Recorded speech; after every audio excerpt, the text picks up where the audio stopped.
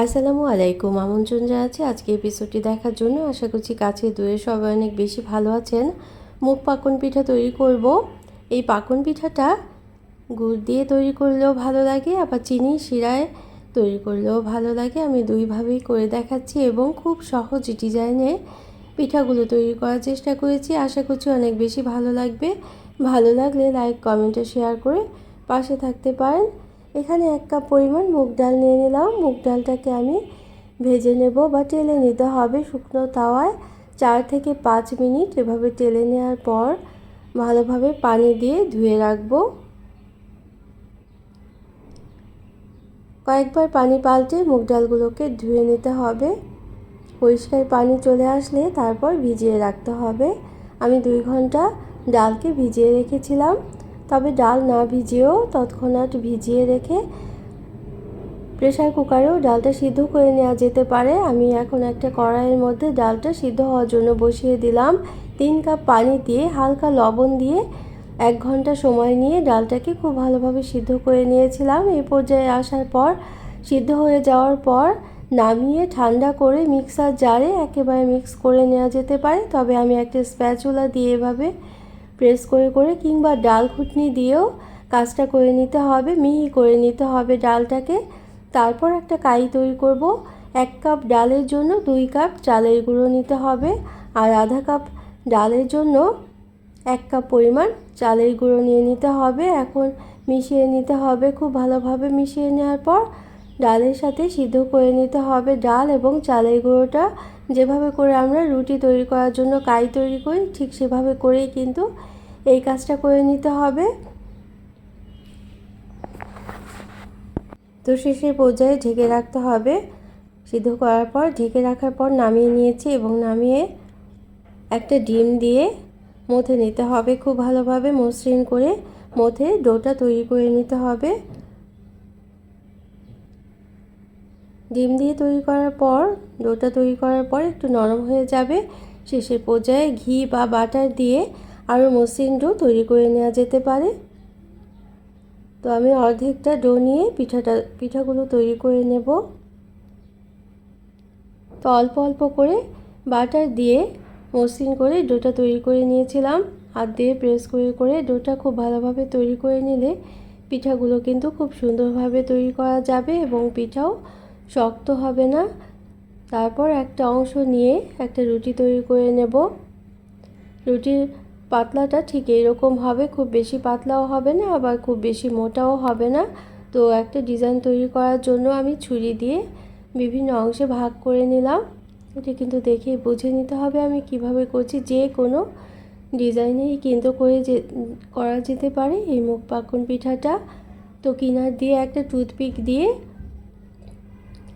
দাগ দিয়ে দিয়ে আমি ডিজাইনটা তুলে নিচ্ছি, আর মাঝখানের অংশটাও একটা দাগ দিয়ে নিলাম প্রথমে এবং পাতার মতো করে তৈরি করে নিলাম। তো যে কোনো ডিজাইনই তৈরি করুন না কেন, পিঠাটা কিন্তু খুব বেশি মোটা করা যাবে না। মোটা করলে খেতে অত বেশি ভালো লাগবে না, আবার খুব বেশি পাতলাও করা যাবে না। খুব বেশি পাতলা করলে ভেঙে যেতে পারে। ঠিক এরকম পুরুত্ব রেখেই পিঠাগুলো তৈরি করে নিতে হবে। আর খেজুর কাটা দিয়েও তৈরি করে নিতে পারেন। আমি একটা টুথপিক দিয়েই তৈরি করে নিচ্ছি। তো খুব সহজভাবে আজকের এই মুগ পাকন পিঠার ডিজাইনগুলো আমি তৈরি করে নিচ্ছি, খুব কম সময়ে যাতে তৈরি করা যায় এই জন্য। তো এখন যেই ডিজাইনটা তৈরি করছি এটা কিন্তু আরও সহজ। গোল গোল অংশে ভাগ করে নিয়ে উপরের দিকটায় বাটার প্রথমে মেখে নিতে হবে, অর্থাৎ একটু তেল তেলে করে নিতে হবে। ছুরিটাতেও বাটার মেখে নিতে হবে। তারপর এভাবে করে ছুরি দিয়েই ডিজাইনটা আমি করে নিচ্ছি। এটা কিন্তু খুব বেশি পাতলা থাকে বা লিকুইডের মতোই থাকে অনেকটা। এই ডোটা যেহেতু মুগ ডাল দিয়ে তৈরি করা হয়েছে এই জন্য এটা কিন্তু শক্ত থাকে না, এই জন্য একটু সাবধানেই এই ডিজাইনের কাজগুলো করে নিতে হবে। তো কিনার দিকটা আমি এভাবে করে ডিজাইন করে নিলাম, ছুরি দিয়েই সম্পূর্ণটা ডিজাইন করে নিয়েছি ফুলের মতো এবং পাতার মতো। তো দেখতে থাকুন কেমন হতে পারে এই মুগ পাকন পিঠার ডিজাইনগুলো।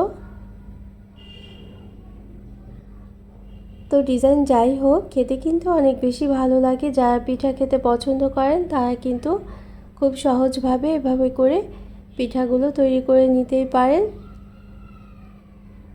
তো সবগুলো পিঠা আমি এভাবে করে তৈরি করে নিয়েছি। এখন পিঠার শিরাও তৈরি করে নিতে হবে। এই পর্যন্ত যারা দেখলেন একটা লাইক দিতে ভুলে গিয়েছেন, অবশ্যই একটা লাইক দিয়ে দিতে পারেন, আর প্রয়োজনে কমেন্ট করতে পারেন এবং শেয়ার করতে পারেন ফ্রেন্ডস অ্যান্ড ফ্যামিলির সাথে। আর যারা প্রথম ভিজিট করছেন তাই চাইলে চ্যানেলটিকে সাবস্ক্রাইব করে বেল বাটন প্রেস করে অল অপশনটা সিলেক্ট করে রেখে যেতে পারেন। তো এখন আমরা পিঠাগুলোকে ভেজে নিতে হবে। তেলটাকে খুব ভালোভাবে গরম করে নিতে হবে।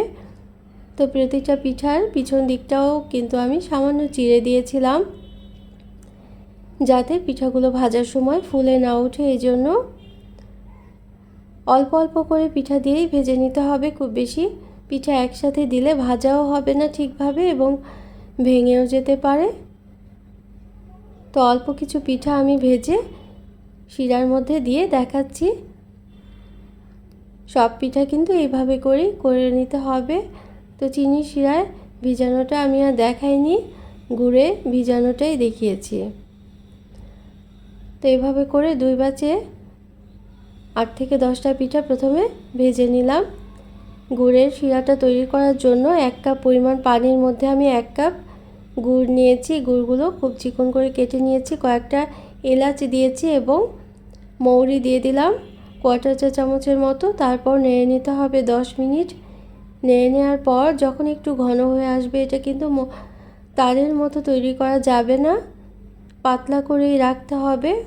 তবে খুব বেশি পাতলাও করা যাবে না, তাতে কিন্তু পিঠাতে ভেজানোর পর পিঠার মুচমুচে ভাবটা চলে যেতে পারে।